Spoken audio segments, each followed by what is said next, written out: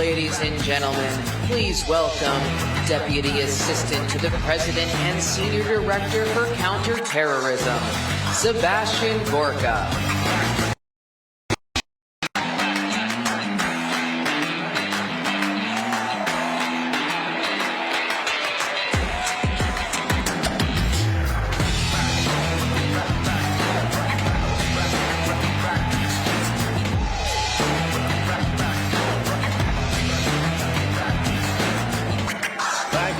Thank you, guys.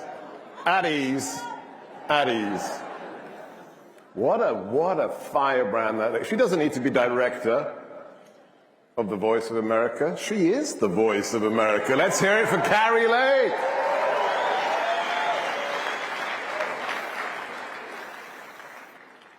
I'm going to do something dangerous right now. I'm going to rely on technology. What did she say at the end about the one thing she disagrees with the president about?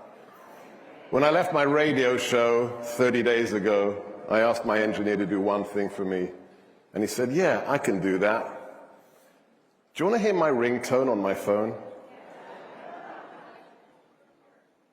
We're going to win so much, you may even get tired of winning.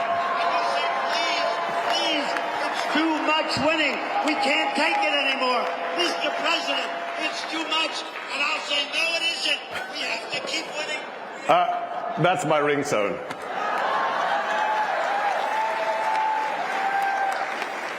Before I talk about counterterrorism in the last 31 days in American history, can I just use that little technological moment to demand of everyone here and everyone watching that loves America, would you just please take a moment and celebrate? You did it! You made it possible to take back the Republic. Think of what we did. I thought if we're going to win, if the boss comes back, it's going to be insanity. It's going to be protest, the pink pussy hat cat, insanity. Where are they? Where are they? We crushed them, the Patriots. 77 million. I've got two stories to tell you. That's what I'm going to do today. No big speeches, talking points, two stories. One on how much we're winning, and then one about what it's like to work for President Trump. I was in Yale yesterday. The belly of the beast. And I went there to give a speech on counterterrorism and artificial intelligence. And next to me were two panelists. I won't mention their names, but they're not of the 77 million, okay? One of them was an Obama appointee, okay? I spent the last 8 years, because I love America, because I chose America, because I am a legal immigrant to the United States. Me and Elon Musk, me and the First Lady, we chose this country.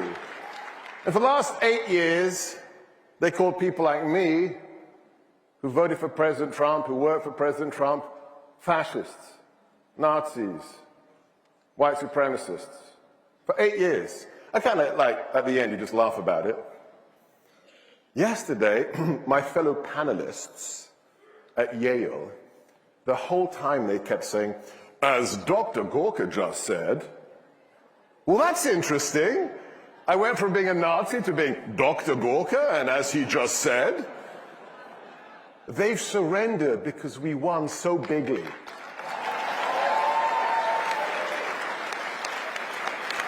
So celebrate, smile every day, enjoy it, revel, revel, revel in what you have done. I was at Fort Bragg on Tuesday. This time is just like, I think I've been at work for about 3 years already. And I was at Fort Bragg. And indeed. And I was there to see our operators and the commander of Joint Special Operations Command. And the naval officer who was looking after me, I asked him, so when are we renaming the base? Because Pete, Secretary Hegseth. And he showed me his phone. Sir, I drove in dark 30 this morning, and the bragg sign was already taken down. Winning, winning, win. And Pete, if you're watching, Mr. Secretary, I want to be there with the screwdriver when we put it back, okay? Always brag, forever brag. Okay, so let's get to the real meat of this discussion.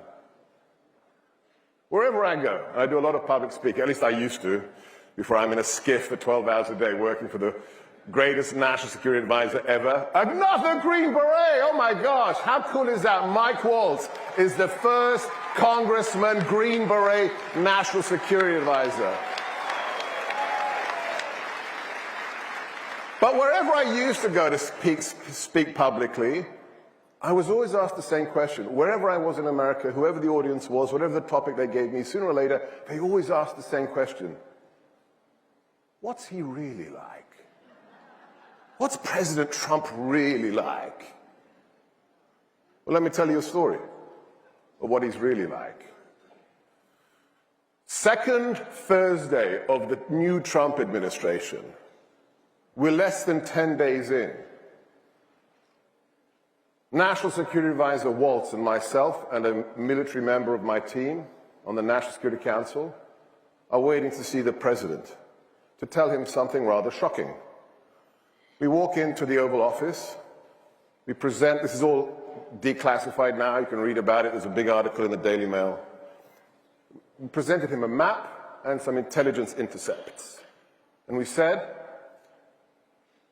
Mr. President, there is an ISIS terrorist enclave, a cave complex in northern Somalia, which our government has been surveilling for more than a year and a half. And the President looked at me and Mike and said, what do you mean? We've been watching jihadis.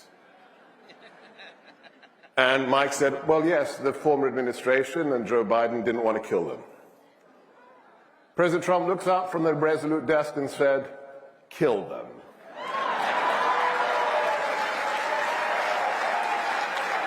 He got out his iconic big Sharpie pen and ticked the go box on the operational orders. And then we left the Oval. Less than 30 hours later, I am back with my boss, Mike Waltz, with my team members, underneath the West Wing in the Situation Room. It's like I'm in an episode of 24 or a Jason Bourne movie. And we were watching this video, play video.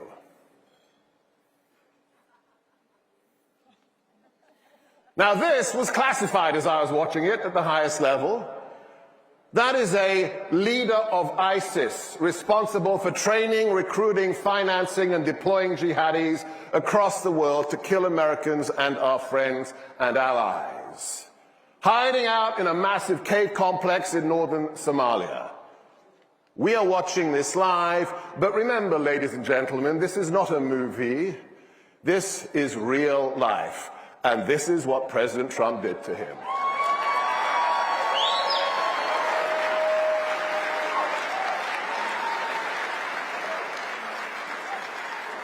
My incredible team member had this declassified within 4 hours, after which President Trump put a social media post up that I would like to read to you. Last line, ladies and gentlemen, the message to ISIS and all others who would attack Americans is that we will find you and we will kill you.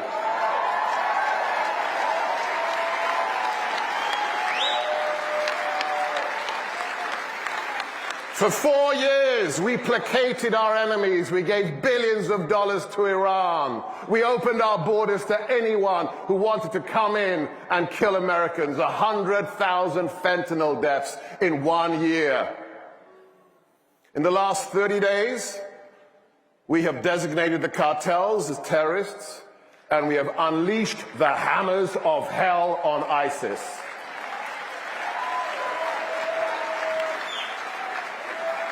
So, all I want to say to you is President Trump's only motivation, the one he communicates to his National Security Advisor, Mike Waltz, and to the whole team in the White House is protect America.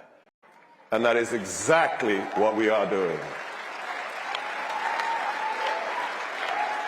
Whether you voted for him or not is irrelevant. He is such a patriot. He wants you to be safe and he wants you to prosper. That's the real Donald Trump. So, please keep the president in your prayers, his family, but also smile and be happy. You won. All right, guys. Let's get up.